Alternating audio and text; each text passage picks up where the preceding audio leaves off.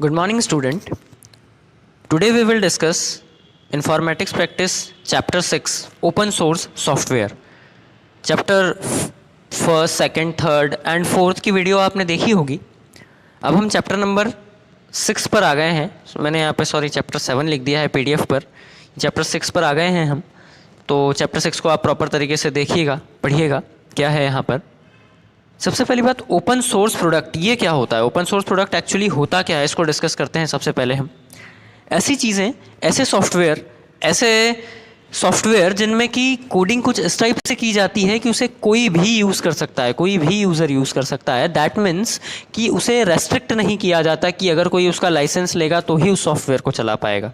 समझ रहे हैं आप. That product is called open source product और ओपन सोर्स सॉफ्टवेयर. मीनिंग देखिएगा आप यहाँ से, it refers to any program whose source code is made available for use or modification as a user or other developers see fit. That means कि ऐसे applications या ऐसे software जिनको other developer भी यूज़ भी कर सकते हैं, मॉडिफाई भी कर सकते हैं और वापस से उन्हें अपलोड भी कर सकते हैं. Open source software is usually developed as a public collaboration. ये जो है पब्लिक कोलेबोरेशन के लिए बनते हैं और एंड मेड फ्रीली अवेलेबल. और ये जो है टोटली फ्री होते हैं सभी यूज़र्स के लिए यूज़ करने के लिए. जैसे इसके कुछ एग्जांपल्स की बात करूं मैं, लाइनेक्स एक फ्री सॉफ्टवेयर है, ओपन सोर्स सॉफ्टवेयर है. अपाचे का open source free web server है, सॉफ्टवेयर है, डेटाबेस है आपका. MySQL एक फ्री डेटाबेस है. मोजिला एक फ्री डेटा ब्राउज़र है. ठीक है, तो ये सारे जो हैं आपके ओपन सोर्स सॉफ्टवेयर है. बात क्लियर हो रही है. अब सवाल ये उठता है कि किसी सॉफ्टवेयर को ओपन सोर्स सॉफ्टवेयर होने के लिए कौन कौन सी क्वालिटी होनी चाहिए, कौन कौन से क्राइटेरिया होना चाहिए उसके अंदर. तो देखते हैं हम. सबसे पहली कंडीशन है कि फ्री रीडिस्ट्रीब्यूशन. दैट मीन्स कि ऐसे जो भी आपके सॉफ्टवेयर होंगे वो फ्री ऑफ कॉस्ट अवेलेबल होंगे, मतलब उनको कोई भी चार्जेस आपको नहीं देना पड़ेगा. नेक्स्ट, इनके जो सोर्स कोड हों ये भी आपको क्या है, मॉडिफाई के लिए अलाउ करते हो. दैट मीन्स आप जब भी चाहें उसके सोर्स कोड में चेंजेस कर सकते हैं. नेक्स्ट जो हमारा पॉइंट है, that is no discrimination against person and groups.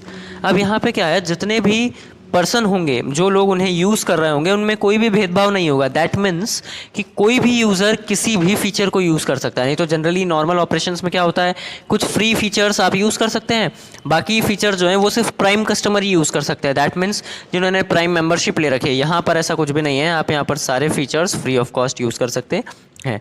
Next, ये आपको अलाउ करता है कि आप इस सॉफ्टवेयर में कोई भी मॉडिफिकेशन भी कर सकते हैं. ठीक है, जो भी मॉडिफिकेशन आप करना चाहें वो इसमें कर सकते हैं. नेक्स्ट पॉइंट आता है कि आप इसमें डिस्ट्रीब्यूशन ऑफ लाइसेंस, मतलब इसके जो लाइसेंस होते हैं वो एक टाइप से यूँ समझ लीजिए कि डिस्ट्रीब्यूट होते हैं. दैट मीन्स कैसे कि इसके जो भी आपने सॉफ्टवेयर किए उसके टर्म्स कंडीशन एग्री कर लिया आपने, इसके अलावा आपको कोई अलग से लाइसेंस लेने की ज़रूरत नहीं है. दैट मीन्स कि इसके लाइसेंस जो है फ्रीली अवेलेबल है. इसके जो लाइसेंस है आप यूँ समझ लीजिए कि आपने सॉफ्टवेयर डाउनलोड किया, उसके टर्म्स कंडीशन किया ना, वही उसका लाइसेंस है जो कि आपको फ्रीली अवेलेबल है. कोई भी यूज़र कभी भी कहीं भी यूज़ कर सकता है. ठीक है, ये सारे इसके कुछ क्राइटेरिया थे. आई होप आपको चीज़ें क्लियर हो रही होंगी. अगर कुछ भी फिर भी कन्फ्यूज़न रह जाता है तो आप मुझसे पूछ सकते हैं. आगे बढ़ते हैं. अब सवाल ये उठता है कि क्या क्या एडवांटेजेस हैं हमारे ओपन सोर्स सॉफ्टवेयर के. तो पहला एडवांटेज तो ये है कि ये फ्री ऑफ कॉस्ट अवेलेबल होता है, कोई भी चार्जेस आपको पे नहीं करना पड़ता. ये पहला फ़ायदा है, एडवांटेजेस है उन सभी यूज़र्स के लिए जो इसे यूज़ करते हैं. नेक्स्ट, ये इवॉल्विंग सॉफ्टवेयर है. इसमें क्या है, कोई भी एंड यूज़र कुछ भी मॉडिफिकेशन करके और उस सॉफ्टवेयर को वापस अपलोड कर सकता है, जिससे कि उसके फीचर्स में कुछ एक्स्ट्रा फीचर्स भी देखने को मिल सकें. नेक्स्ट, इनकरेजेस हैंड्स ऑन, मतलब ये उन सभी यूज़र को, उन सभी सॉफ्टवेयर डेवलपर को इस बात के लिए इनकरेज करते हैं कि वो उसमें मॉडिफिकेशन करके, उससे लर्न करके, उसको यूज़ करके प्रॉपर तरीके से लर्न कर सकते हैं, सीख सकते हैं. ठीक है, not to tied to single vendor. अब ये किसी एक पर्टिकुलर वेंडर को, किसी भी पर्टिकुलर जो है बिजनेसमैन के लिए नहीं है कि ये ही इसे सेल कर सकते हैं. कोई भी यूज़र इसे डाउनलोड करके अपने हिसाब से यूज़ कर सकता है और उससे प्रॉफिट अर्न कर सकता है. Next, greater security and quality.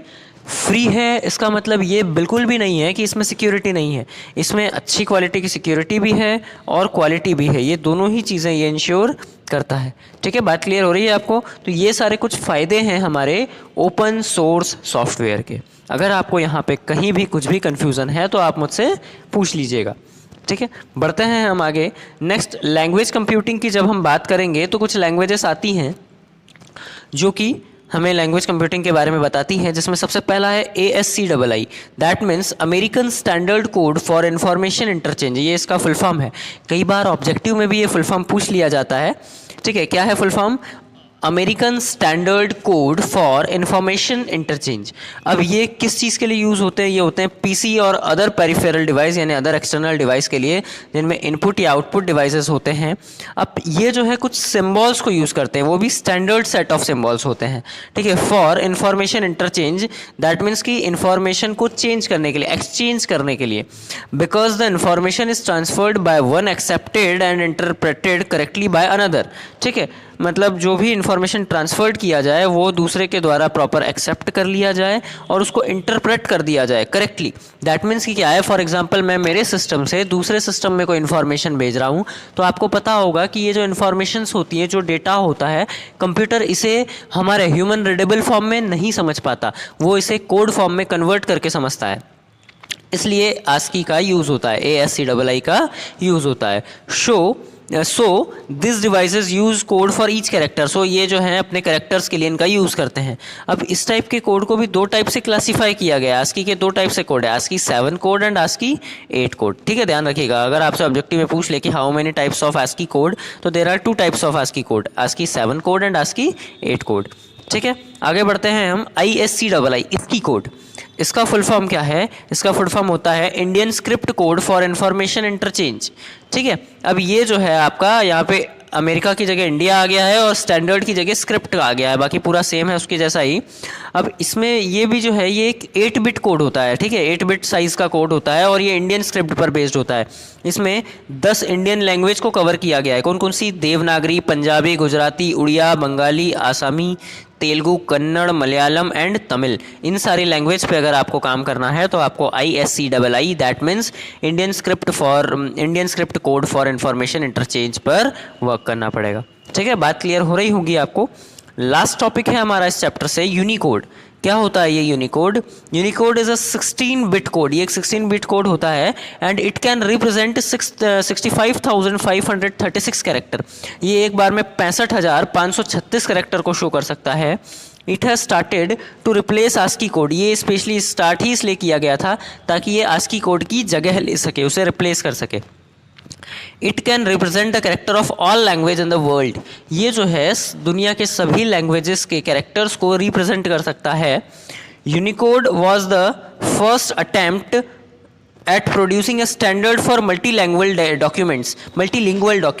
देखिए, ये एक पहला अटेम्प्ट था जिसमें कि बहुत सारे मल्टीलिंगुअल जो डॉक्यूमेंट्स थे, मतलब अलग अलग भाषा के जो लैंग्वेज थे उनको प्रोड्यूस करने के लिए पहली कोशिश कौन सी थी?